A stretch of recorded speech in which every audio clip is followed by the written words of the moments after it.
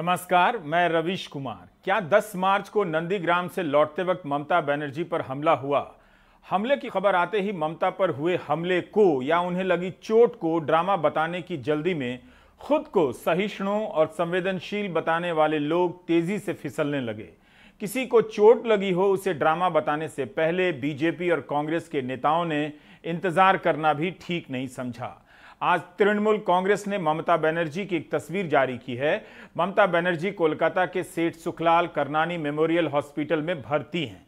आप देख सकते हैं कि ममता के पांव में प्लास्टर है। ममता की हालत गंभीर ना हो, लेकिन चोट के कारण वे अच्छी स्थिति में तो नजर नहीं आ रही। ममता के चेहरे पर चोट की पीड़ा और थकान नजर आ रही है। क्या ये तस्वीर भी ड्रामा का हिस्सा है? तो फिर उस डॉक्टर और अस्पताल का लाइसेंस रद्द कर देना चाहिए कि वे भी इस ड्रामा का पार्ट क्यों बन गए। बीजेपी के कैलाश विजयवर्गीय और कांग्रेस के अधीर रंजन चौधरी को अस्पताल जाना चाहिए। हो सके तो प्लास्टर भी छू कर देख लेना चाहिए कि असली है या ड्रामा वाला है। अस्पताल के एक्सरे की जांच भी करा लेनी चाहिए। ड्रामा कहने की राजनीति भी कम ड्रामा नहीं है। बंगाल में नई राजनीति की बात करने वालों की यह भाषा तो कतई नई और शिष्टाचार की नहीं लगती है। सिंपल सा सवाल है, पांव में प्लास्टर होने से नुकसान तो ममता का ही होगा। वे शायद प्रचार ना कर पाए, ऐसा वो क्यों करेंगी? ममता बनर्जी ने भी घटना के बाद जो बयान जारी किया है उसमें इतना ही कहा कि 4-5 लोगों ने उन्हें धक्का दिया और उनके ऊपर दरवाजे बंद करने की कोशिश की। उस वक्त उनके आसपास कोई पुलिस वाला नहीं था, ये साजिश है। ममता बनर्जी नंदीग्राम से नामांकन के बाद सड़क के रास्ते लौट रही थीं। हमें जो एक वीडियो मिला है उसे देखकर लगता है कि मुख्यमंत्री के काफिले के लिए जो जरूरी सुरक्षा होनी चाहिए वो नजर नहीं आ रही है। ममता एक ऐसी सड़क से गुजर रही हैं जिसके दोनों तरफ मकान हैं और सड़क संकरी है। लोग खड़े हैं, लोगों को रोकने के लिए पुलिस की कतार साफ साफ नजर नहीं आती है। ऐसी जगह किसी भी सामान्य उम्मीदवार के लिए असुरक्षित हो सकती है। इस वीडियो को देखते वक्त सड़क के किनारे लोग कतार में नजर आएंगे। तृणमूल का झंडा भी दिखेगा। आप देखेंगे कि ममता बनर्जी कार में बैठी हैं और गाड़ी के बाहर भीड़ काफी ज्यादा है। तभी लोगों का अभिवादन स्वीकार करने के लिए ममता कार से बाहर निकलती हैं और दरवाजे पकड़कर खड़ी होती हैं। ड्राइवर को इशारे से आगे चलने के लिए कहती हैं, लेकिन लोग उनके ज्यादा करीब नहीं आते हैं। एक दूरी बनी हुई है। वीडियो में थोड़ी दूर आगे जाकर दिखता है कि कार भीड़ में घुल मिल गई है। उस एक जगह पर क्या हुआ सिर्फ एक वीडियो के आधार पर कहना मुश्किल है। इस वीडियो में इतना तो दिखता है कि भीड़ के बीच कार फंसी हुई है।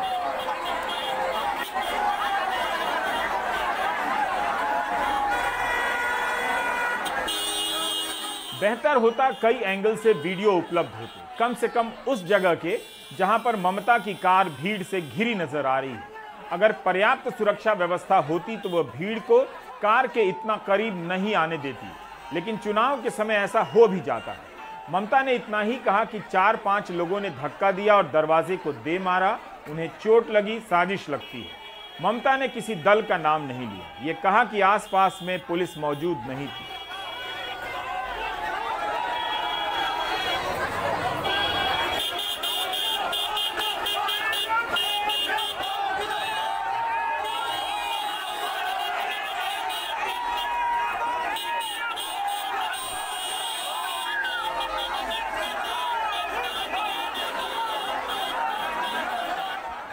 अब आप इस वीडियो को देखिए जिसमें ममता को चोट का एहसास हो रहा है। उनकी हालत खराब लग रही है और सुरक्षाकर्मी उन्हें गोद में उठाकर पीछे की सीट पर बिठाता है। ममता खुद कार से उतरने की स्थिति में नहीं है। सुरक्षाकर्मी ने उन्हें पीछे की तरफ बिठाया है। एम्बुलेंस उस वक्त नहीं है।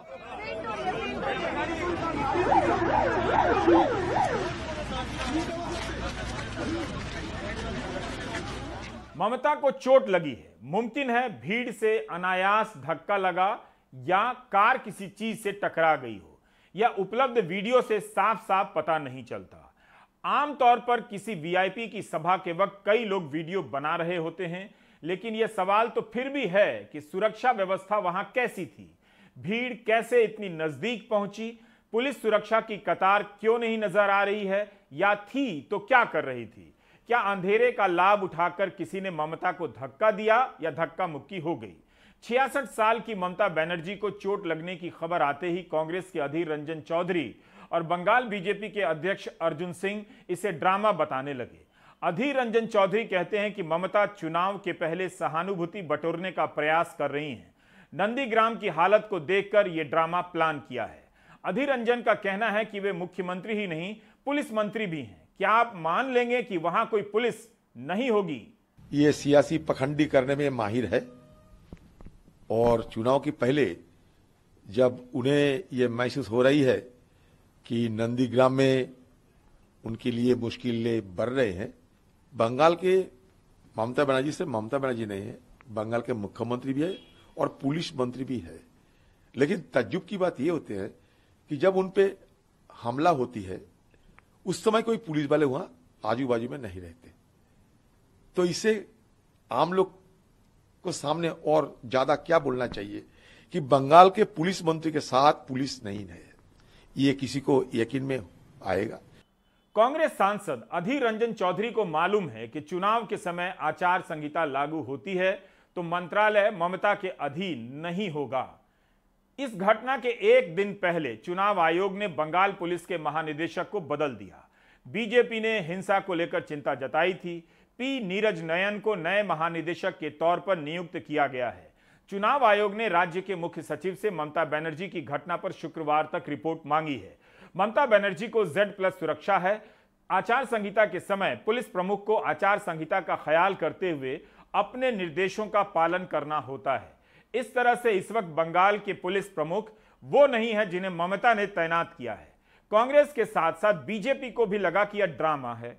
बीजेपी के उपाध्यक्ष अर्जुन सिंह तो अपने बयान में तालिबान को भी ले आए, लेकिन अर्जुन सिंह ने यह भी कहा कि उनकी सुरक्षा में 4 IPS अफसर थे, उन्हें निलंबित कर देना चाहिए। जब ममता बनर्जी के काफिले पर अटैक, ये क्या तालिबान है कि ममता बनर्जी के काफिले पर अटैक होगा? 300 पुलिस रहती है उनके सिक्योरिटी में, 300 पुलिस और रास्ते में कम से कम 4000 पुलिस। तो ममता बनर्जी के पास पहुंचता कौन है?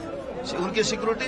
तो सिक्योरिटी जो SS 4 IPS को उन्होंने सिक्योरिटी इंचार्ज बनाकर रखा है, तो चारों को तो पहले सस्पेंड करना चाहिए। और अटैक करने वाला आदमी कोई हवा में तो आके अटैक नहीं किया, उसने भूत तो नहीं था कि भूत आके अटैक कर गया, तो उसको पकड़ना भी चाहिए था। ममता बनर्जी ने फिर एक सिंपैथी लेने के लिए नाटक किया। अब ऐसा है, ममता बनर्जी राकेश टिकैत बनना चाहती है। वो चाहती है कि थोड़े बहुते आंसू बहाकर वो लोगों की सहानुभूति बटोर रही है। किसी की चोट पर मजाक उड़ाने से पहले नेताओं को थोड़ा रुकना चाहिए था। ड्रामा होता तो कोई अस्पताल में भर्ती होकर प्लास्टर नहीं कराती। बीजेपी के उपाध्यक्ष कैलाश विजयवर्गीय ने कहा कि ममता बनर्जी मामूली दुर्घटना को साजिश का एंगल देने का प्रयास कर रही हैं। इसकी CBI जांच होनी चाहिए। इस बयान के 2 हिस्से हैं। पहले हिस्से में वे बता देते हैं कि ममता ड्रामा कर रही हैं, लेकिन ड्रामा शब्द का इस्तेमाल नहीं करते। लेकिन दूसरे हिस्से में CBI जांच की मांग भी कर देते हैं। PTI को दिए बयान में कैलाश विजयवर्गीय ने कहा है कि ऐसा हो सकता है कि दुर्घटना हुई है, लेकिन यह दावा करना कि किसी ने जानबूझकर धक्का दिया स्वीकार्य नहीं है। उनके साथ हर वक्त ढेर सारी सुरक्षा लगी रहती है। हिंदुस्तान टाइम्स में रेल मंत्री पीयूष गोयल का एक बयान छपा है। हमें लगा कि यह उनका ट्वीट होगा, मगर पीयूष गोयल ने ऐसा ट्वीट नहीं किया है। बयान के तौर पर ही हिंदुस्तान टाइम्स में छपा है और यह रिपोर्ट शिवानी की है। कहते हैं कि मैं सोचता हूं मैं टिप्पणी नहीं करूंगा। आप सभी समझदार हैं और जीवन भर ऐसी चीजों को रिपोर्ट करते रहे हैं। हमारी दीदी परेशान है। यह एक हारी हुई पार्टी और हारे हुए उम्मीदवार के संकेत हैं। वे नंदीग्राम से हार जाएंगी और बंगाल में परिवर्तन होगा। पीयूष गोयल अपने बयान की पहली लाइन में कहते हैं कि वे टिप्पणी करने से बचेंगे, लेकिन आगे की लाइन में जो कहा उसमें ड्रामा शब्द नहीं था, लेकिन संदर्भ वही था। ममता की चिंता को लेकर 2 शब्द नहीं थे, लेकिन पीयूष गोयल ने साफ साफ लिखा या कहा कि यह एक हारी हुई पार्टी और उम्मीदवार के संकेत हैं, बंगाल में परिवर्तन होगा। यही हिंदुस्तान टाइम्स में छपा है। इस तस्वीर को फिर से दिखाना जरूरी हो जाता है। ममता अस्पताल में लेटी हैं, पांव में प्लास्टर है। डॉक्टरों के जो बयान छपे हैं अखबारों में, उसके अनुसार उन्हें चोट का सदमा है। लिगमेंट और सॉफ्ट टिश्यू में चोट है। कहीं से भी ममता एक हारी हुई पार्टी की नेता और उम्मीदवार नहीं लग रही, बल्कि एक सामान्य मरीज की तरह दिखाई दे रही हैं जिसे चोट लगी है, जो कराह रही है और जिसके पांव में प्लास्टर है। प्रधानमंत्री, गृहमंत्री राहुल गांधी और प्रियंका गांधी ने कोई ट्वीट नहीं किया, उनके प्रति संवेदना जताने वाली किसी प्रकार का कोई बयान नहीं आया। আমি সবাইকে বিশেষ করে আমার যারা কর্মী ভাই বোনেরা আছেন এবং সাধারণ মানুষ আছেন, এটা ঠিক যে কালকে খুব জোর आज दोपहर तृणमूल कांग्रेस ने ममता बनर्जी का एक वीडियो भी जारी किया। आप खुद तय करें कि क्या इस वीडियो में ममता ड्रामा करती नजर आ रही हैं। এবং চেস্টে খুব পেনও হয়েছে। এত বড় একটা চোট লাগার পরে আমার গাড়ি বনেটের উপরে আমি দাঁড়িয়ে নমস্কার করছিলাম। 7 मार्च को कोलकाता के ब्रिगेड मैदान में प्रधानमंत्री की रैली हुई थी, जिसमें मिथुन चक्रवर्ती ने खुद को कोबरा सांप बताया था। उस सभा में प्रधानमंत्री ने कहा कि नंदीग्राम में उनकी स्कूटी का गिरना तय है। इस बयान को हमने महिला दिवस के संदर्भ में दिखाया था कि देश की एकमात्र महिला मुख्यमंत्री को किसी पुरुष मुख्यमंत्री या प्रधानमंत्री ने बधाई तक नहीं दी। कुछ दिन पहले जब आपने स्कूटी संभाली,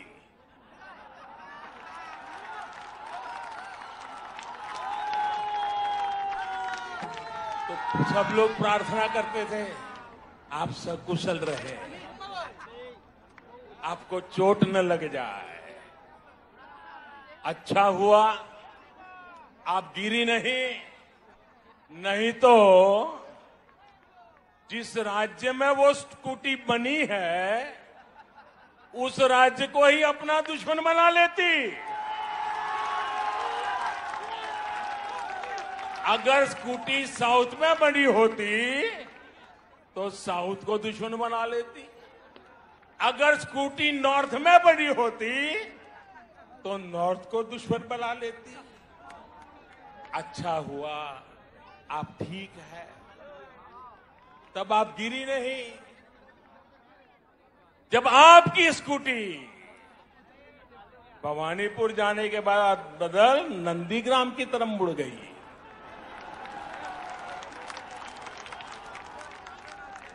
अब दीदी हम तो हर किसी का भला चाहते, हम नहीं चाहते किसी को चोट आए, लेकिन जब स्कूटी ने नंदीग्राम में गिरना तय किया है तो हम क्या करें। आप जानते हैं, चाहे स्कूटी हो या कार हो, ना तो वो खुद से गिरने का मन बना सकती हैं, ना खुद से स्टार्ट होकर चले जाने का। प्रधानमंत्री ने कहा कि ममता बनर्जी की स्कूटी ने नंदीग्राम में तय किया है, तो हम क्या करें।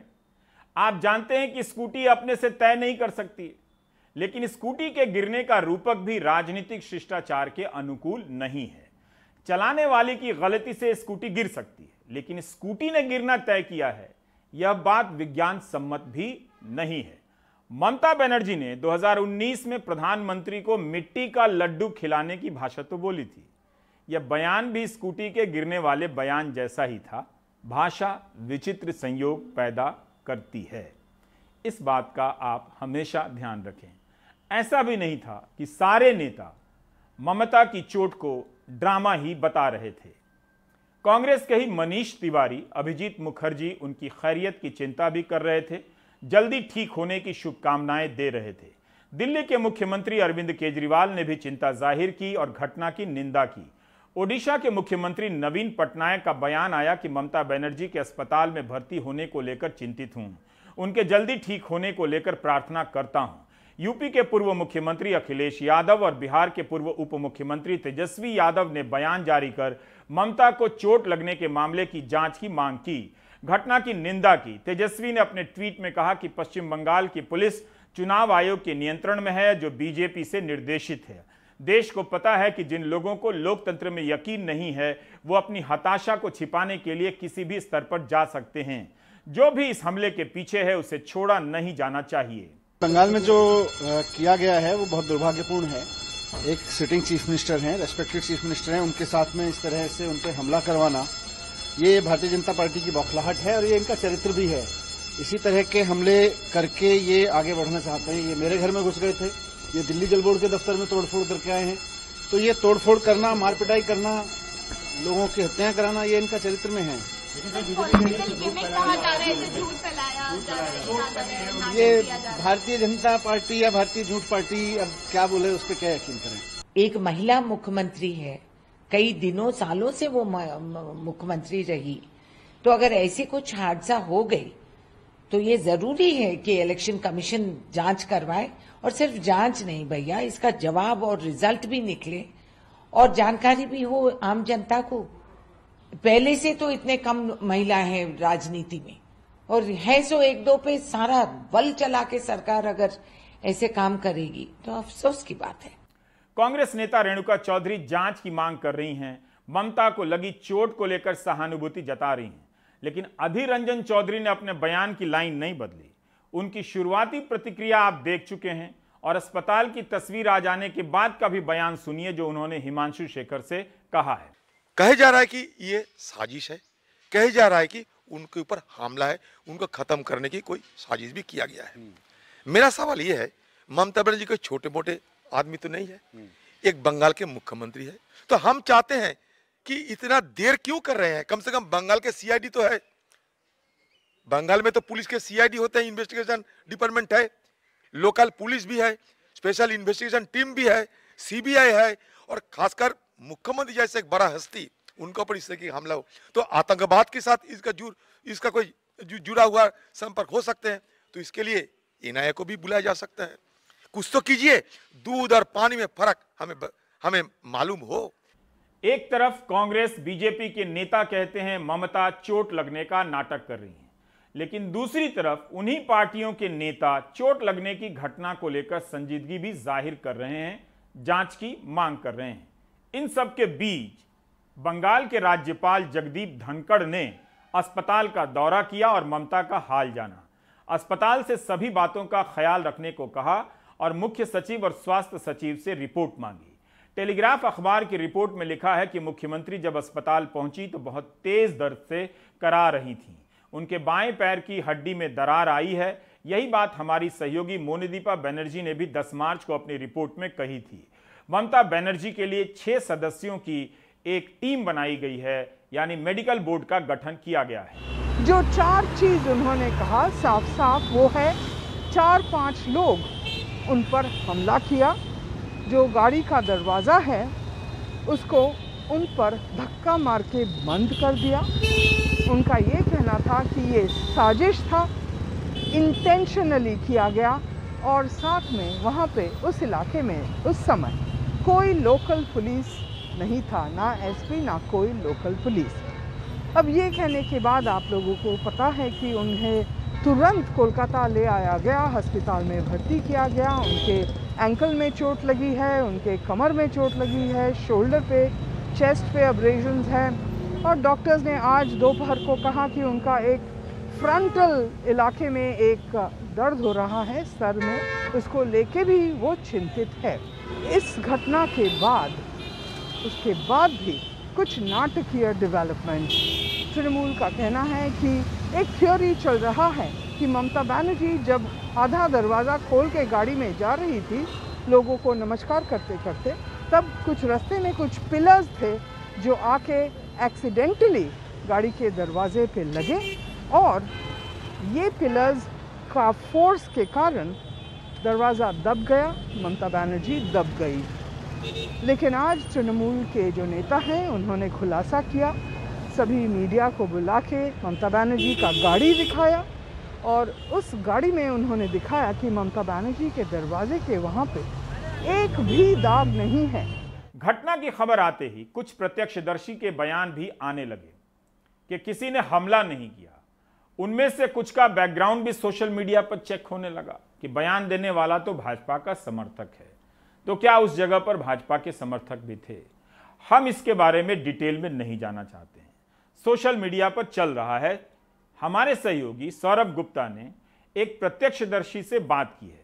इनका दावा है कि उस चाय की दुकान के पास थे जब ममता को बर्फ की सेंक दी गई थी। यहाँ का लोग कह रहे हैं कि दरवाजा बंद होने से उनको चोट पहुंची है, लेकिन उसके साथ जो आई विटनेसेस का जो मैं बोल रहा हूँ, कुछ आई विटनेसेस बोल रहे हैं हम किसी को उनको ठेलते हुए नहीं देखा, कुछ आई विटनेसेस ये बोल रहे हैं कि 3-4 लोग थे जो उनको धक्का दिए। अब क्या सच है क्या झूठ है ये तो जांच पता चलेगा। हमको दोनों वर्जन मिला है यहाँ पे। ये पोल है, पोल पे गाड़ी का कोई दाग नहीं है, क्योंकि अगर गाड़ी पोल से टकराया होता तो पेंट चिप होता और शायद यहाँ पे रह जाता या गाड़ी में दाग रह जाता। ममता बनर्जी अस्पताल में हैं। एक तरफ बीजेपी के नेता ममता बनर्जी का हाल लेने अस्पताल भी जा रहे हैं, दूसरी तरफ इस हमले से ममता झूठ फैला रही है, राजनीति कर रही हैं, इसकी शिकायत लेकर चुनाव आयोग भी जा रहे हैं। बीजेपी के नेता तथागत रॉय और शामिक भट्टाचार्य ने एसएसकेएम हॉस्पिटल जाने की कोशिश की ममता बनर्जी का हाल लेने के लिए, लेकिन तथागत रॉय ने कहा कि उनसे मिलना चाहते थे, मिलने नहीं दिया गया। हमने अरूप विश्वास से मुलाकात की और उन्हें शुभकामनाएं भेजी हैं। ऐसा है कि हम लोग उनसे मिलने के लिए बहुत उत्सुक थे, पर मिल नहीं पाए क्योंकि डॉक्टरों की एडवाइस ऐसा है कि अभी किसी को नहीं मिलने देना। तो हम इनसे मिले, अरूप विश्वास जी से मिले।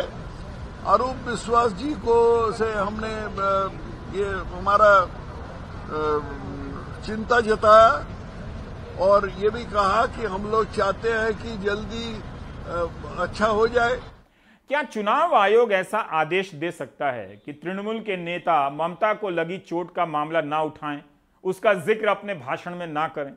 क्या चुनाव आयोग ने 2019 में जब गृह मंत्री अमित शाह पर बंगाल में हमला हुआ था तब ऐसा आदेश दिया था, या उन्होंने अपने हमले का राजनीतिकरण नहीं किया था?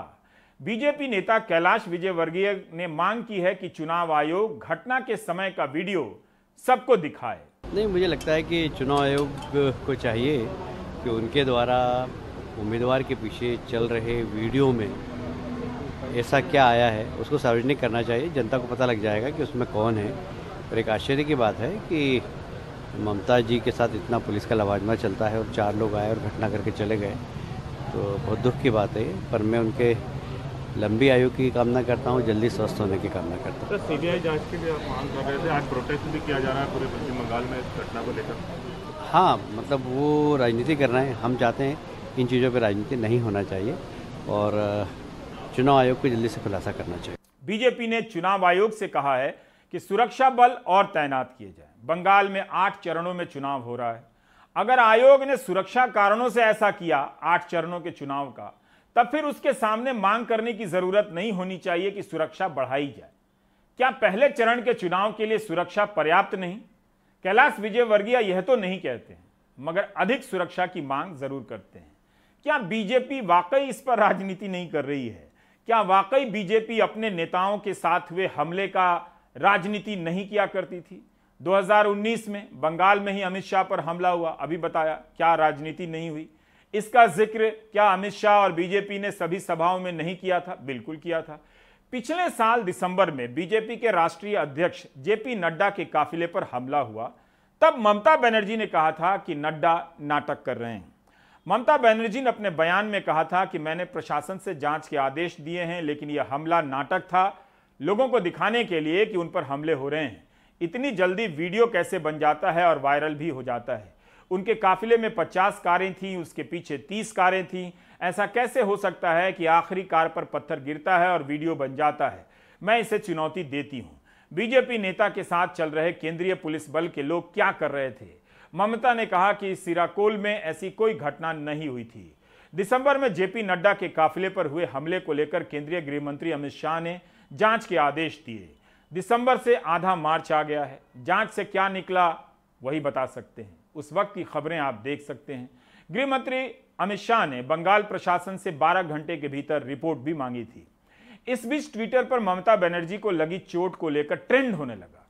जाहिर है ये काम तमाम तरह के आईटी सेल का ही होगा या उन समर्थकों का जिनके नेता शुरू से ड्रामा बता रहे हैं। इस ट्रेंड में आप देख सकते हैं कि कैसे खास तरीके से राजनीतिक असंवेदनशीलता गढ़ी जा रही है, जिसे नेता से लेकर समर्थक दोनों ही जाहिर कर रहे हैं, कर चुके हैं। Fake it like PC trend कराने वाले वही लोग नहीं होंगे क्या जिनके नेता ममता बनर्जी को लगी चोट को ड्रामा बता रहे हैं? अब मांग की जा रही है कि इस हैशटैग को तुरंत ट्वीट किया जाए। ममता की चोट का मजाक उड़ाया जा रहा है, कहा जा रहा है कि कुछ नहीं हुआ। यह जानते हुए भी कि राज्यपाल ने ममता से मुलाकात की है और तस्वीरें हैं कि ममता के पांव में प्लास्टर हैं। यहां तक कि अस्पताल की तस्वीर पर भी सवाल उठाए जा रहे हैं और मजाक उड़ाया जा रहा है। मेरे देशवासियों, मैंने घर, परिवार, तब विरोधी और अन्य कई लोगों ने भी कहा था कि ये प्रधानमंत्री के आंसू नहीं हैं, ये भी ड्रामा है। ममता बनर्जी अपनी चोट को लेकर झूठ फैला रही हैं, राजनीति कर रही हैं। इन सब को रोकने के लिए बीजेपी चुनाव आयोग गई। सब्यसाची दत्ता और शिशिर बजोरिया ने शिकायत दर्ज कराई है कि हम मुख्यमंत्री को घायल देखकर सदमे में हैं, हम इसकी विस्तृत जांच चाहते हैं। बीजेपी चुनाव आयोग के साथ किस आधिकारिक भाषा का इस्तेमाल करती है, वो पब्लिक में की गई भाषा से काफी अलग है। तृणमूल कांग्रेस के नेताओं ने भी चुनाव आयोग जाकर नंदीग्राम में हुए कथित हमले की शिकायत कराई है और सही जांच की मांग की है। डेरेक ओब्रायन और राज्य सरकार के 2 मंत्रियों ने चुनाव आयोग में शिकायत दर्ज कराई। Sir, light The chief minister, she's India's only woman chief minister, but she's a Z category protecting. What is going on? Where does the buck stop? How far can this go? This is still not president's rule. This is still not a union territory. Hard questions have to be answered, and those responsible for this heinous incident need to be brought to book. Mamata Banerjee ने साजिश की बात कही है, लेकिन BJP का नाम नहीं लिया है। तृणमूल कांग्रेस ने ममता को लगी चोट को लेकर मुद्दा बनाना शुरू कर दिया। तृणमूल नेता मदन मित्रा ने मुख्यमंत्री और पार्टी नेता पर हुए हमले को लेकर बेलगढ़िया में विरोध प्रदर्शन की अगुवाई की। तृणमूल कांग्रेस के सांसद और ममता बनर्जी के भतीजे अभिषेक बनर्जी ने भी मुख्यमंत्री से मुलाकात की। टीएमसी के विधायक परेश पाल ने बयान दिया है कि उनके पांव की स्थिति खराब है, डॉक्टर इलाज कर रहे हैं। अब हम आते हैं 2013 की एक घटना पर। पटना के गांधी मैदान में नरेंद्र मोदी की हुंकार रैली होने वाली थी। पटना में 7 बम धमाके होते हैं, 5 बम धमाके गांधी मैदान में होते हैं जहां पर रैली होने वाली थी। तब मुख्यमंत्री नीतीश कुमार ने नरेंद्र मोदी से फोन पर बात तक नहीं की थी। नरेंद्र मोदी उस वक्त गुजरात के मुख्यमंत्री थे। आपको कई बयान सुनवा सकता हूं कि बीजेपी के नेता इस बात को लेकर कितने नाराज थे। 27 अक्टूबर 2013 को सुशील कुमार मोदी ने ट्वीट किया था कि नीतीश कुमार नमो को विरोधी नहीं, राजनीतिक शत्रु समझते हैं। वे राजनाथ सिंह को फोन कर सकते हैं, लेकिन नमो को नहीं। इसके बाद भी नीतीश कुमार और नमो साथ आए और अब तो साथ साथ सभाएं करते हैं, सरकार भी चल रही है। पटना ब्लास्ट में 5 लोगों की मौत हो गई और 80 से अधिक लोग घायल हुए। घटना के तुरंत बाद ही इसकी जांच एनआईए को सौंप दी गई और आज 7 साल बीत गए। एनआईए ने 10 आरोपियों के खिलाफ चार्जशीट दायर की है। मामला चल रहा है, सजा नहीं हुई है, 7 साल निकल गए। ये हालत है नरेंद्र मोदी की सभा में हुए बम धमाके के मामले की, जो देश के प्रधानमंत्री हैं। बाकी ब्रेक के बाद।